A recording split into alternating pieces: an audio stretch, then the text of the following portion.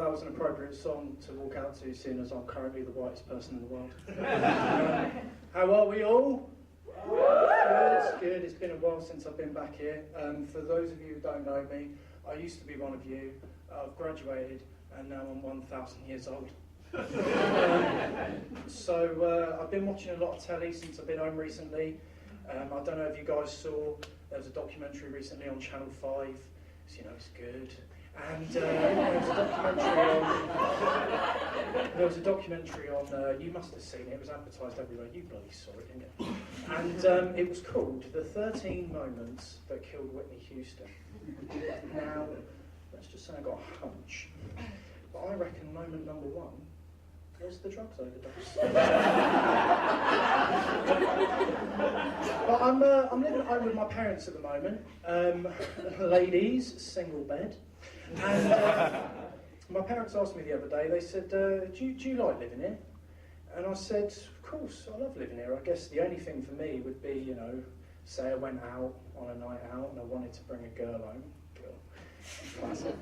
Then I guess I couldn't, because, you know, it's your house. And my dad's comforting me. He said, look, I wouldn't worry about that, son. You know, you're probably stressing about something that's never going to happen. So that's my life now. But I'll tell you what I bloody hate. Do you want to know what I hate? Yeah, tell us, you lanky ginger prick. God, I didn't realise Dad was in. I'll tell you what I hate. I hate people who say, oh, you know, I'm just me. This is just me, I just speak my mind. I don't care what other people think. And I'll give you an example. I was in the barber's, and it was Valentine's Day, because I'm lonely and it's nice to talk to people. And I'm in the barber's, and this lady, she's cutting my hair, and she's talking shit about her husband, just utter shit about her husband. And I couldn't even tell you what she said, because as soon as she opened her mouth, I fucked off. And when I came back round, she finished by saying, oh, well, you know, I just speak my mind. Most people, you know, they don't like me, but whatever, that's just me. And I was thinking to myself, you know, there's a very clear line between being honest and being a cunt. And I just think, you know, like, this whole I can't change who I am stuff is just complete nonsense. Because if everyone around you doesn't like spending time with you, then you're very clearly doing something wrong. And you can change who you are, and you should change it to someone who's not a colossal clunge. Of course, I didn't say that. I just said, oh, nightmare. But I actually, I live in Poole. For those of you who don't know, it's just next door to Bournemouth. Is anyone, just out of interest, anyone from there? Good. Yeah, I'm not going to lie to you. Poole is quite a backwards place at the best of times. It's a very, very white area. So there can be a few ignorant people there, and I'll give you an example of how backwards it can be. So I'm in the barber's, same barber's, different time. I don't get out a lot. And I mean, sorry, can I just say, for the fellas out there, whilst we're talking about barbers, am I bloody right about the barbers? About having to go get your hair cut? You know, don't you? You know what the barbers is like. You know when you wake up in the morning and your hair's too bloody long, and you've got to go get it cut. You know what I'm on about. You know when you wake up in the morning feeling like P. Diddy, and you look in the mirror and your hair's too long, and the sight of your reflection makes you feel physically sick. You know what I mean, don't you? You know when you fucking hate yourself. So you go get your hair cut.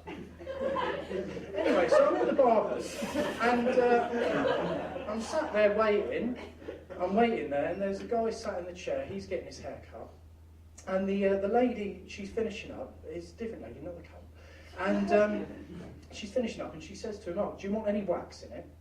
And now, you ladies here with the longer hair, you might not know, but as a man in the barber's, and he bloody knows, this is a very common question you get asked all the time. Do you want any wax in it? And it should only ever be answered with a very simple yes or no. But this guy sat in the chair decided that that was a perfect time to let everyone know what he felt. So instead of saying that, he said, "God, don't know what all this hair wax is about. I've always used good old-fashioned hair gel." This man was discriminating against hair wax. So I'm sat there and I hear this comment and I think, well, let's just take a little step into his mind. Because I want to understand this man and why he feels this way. And I started thinking about, why does he hate hair wax so much? And I guess he's only ever used hair gel. That's all he's ever grown up with, so that's all he's ever really known. And then what? Hair wax shows up? Out of nowhere? Shows up on shop shelves? Taking spots off of good, honest, decent, hard-working hair gels that have lived here their whole lives? What the fuck's all that about? Fucking hair waxes. I mean, sure, they're probably a little bit cheaper, but they're not as fucking reliable, are they? Not as reliable as hair gels. You know, better hair gel, bang that in your hair, good for 2 years. We all fucking know about hair gels. And also, another thing, what is with the names of these hair waxes? Fucking Schwarzkopf? Sounds a bit fucking German, doesn't it? Do you know what I mean? Whatever happened to good old shockwaves? Good old-fashioned English shockwaves. That's what I want to see. I'll tell you what, fuck it. The hair waxes, send them back. I'm sick of them, send them back. I don't want to see them on the shop shelves. And then I stepped out of his mind. And I did a little bit of research. And do you want to know when hair waxes were first introduced and sold in the UK? 1873.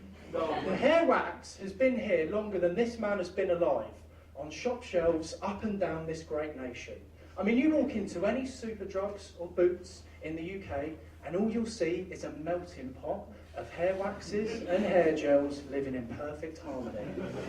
And, to top it off, the company that distributes and sells Shockwave's hair gel, Weller, is German! Look, the point I'm trying to make here is that if everybody did a little bit of their own research, maybe we wouldn't have voted to leave the EU. Cheers.